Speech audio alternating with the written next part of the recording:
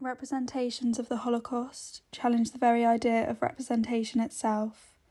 I will use some of the vocabulary of our knowledge of black holes to approach Anselm Keifer's Väinämöinen searches for the three missing words. As Blundell notes, a black hole is a region of space where the force of gravity is so strong that nothing, not even light, can travel fast enough to escape from its interior.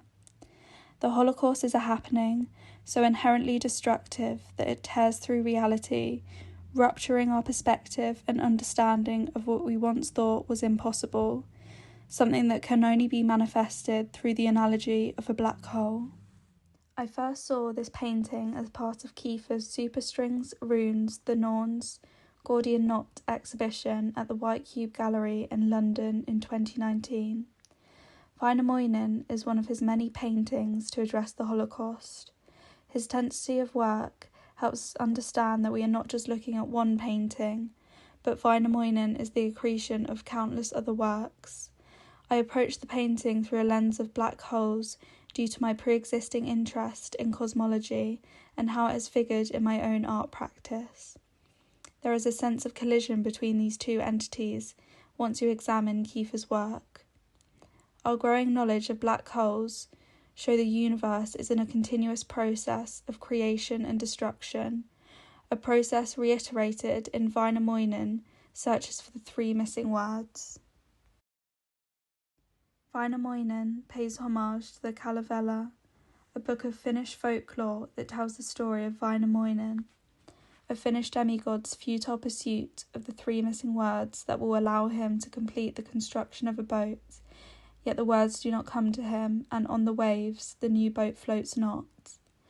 A godlike being in any religion has the power to create and destroy through words. Language becomes a tool that can define a landscape. As we see in the painting's depiction of a wasted vineyard, it was both created and destroyed, perhaps not through words, but through Keifer's methodology, where he embraces the way in which his artistic constructions change and can even be destroyed over time. Within its wake, the Holocaust left inherent destruction and intergenerational trauma. As depicted in Keifer's post-apocalyptic landscape, an unfathomable mark upon creation that can be interpreted through the lens of the utmost destructive phenomena in our reality, a black hole. Like the effect of trauma, a black hole is the materiality of space-time, an event that bends the passage of time, marked upon reality in an implosion, pulling in everything within its path. A black hole contains the answers to everything, the deepest mysteries of reality, yet like Väinämöinen, as we seek to uncover the information hidden within, are we destined to an existence of futile seeking, never to gain its contained knowledge and understanding.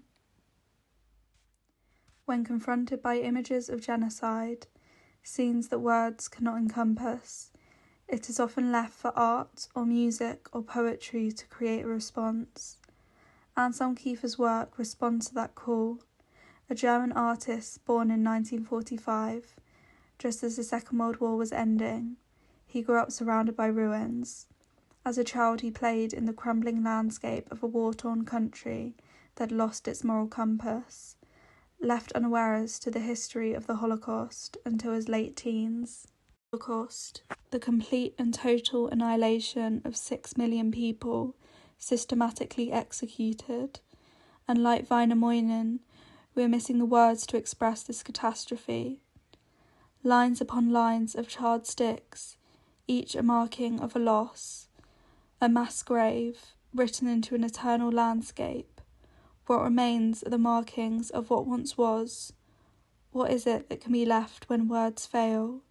The charred twigs transform into Nordic runes, and though indecipherable, they hold a trace of fortune and fate.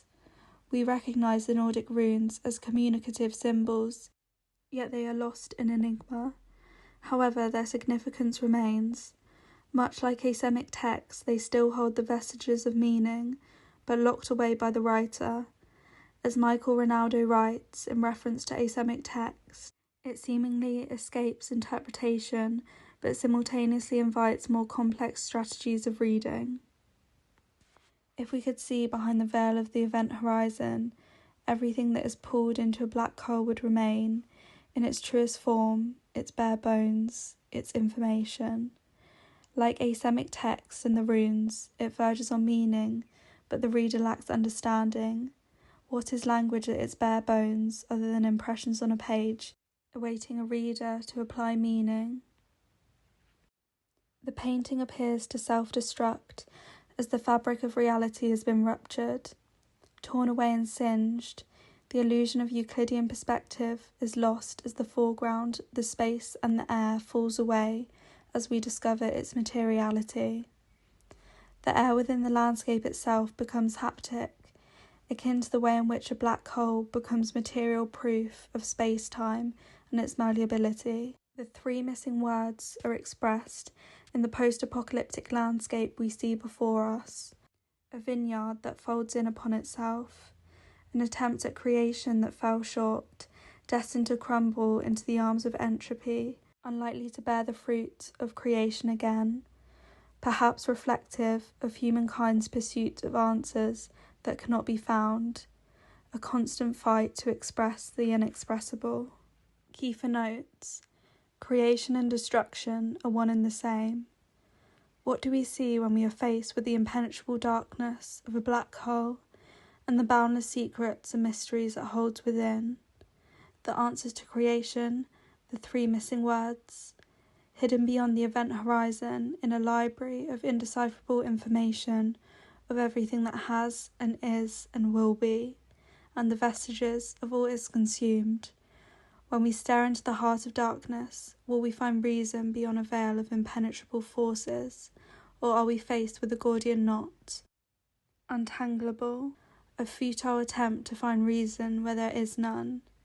Yet how can words or images represent the unfathomable destruction and loss of the Holocaust, veiled behind an event horizon of cataclysmic grief, holding within the terror of what humankind has and is and will be capable of? Is it possible for any light to escape? Like staring into a black hole, there is a feeling of inherent destruction. Nothing can save the landscape. The harsh winter and charred twigs are condemned to death. Will anything live on? However, if we delve into the laws of thermodynamics, what is created can never be truly destroyed. Information can escape a black hole, yet how can this be? By its very name, radiation cannot escape the event horizon, as its escape velocity exceeds the speed of light.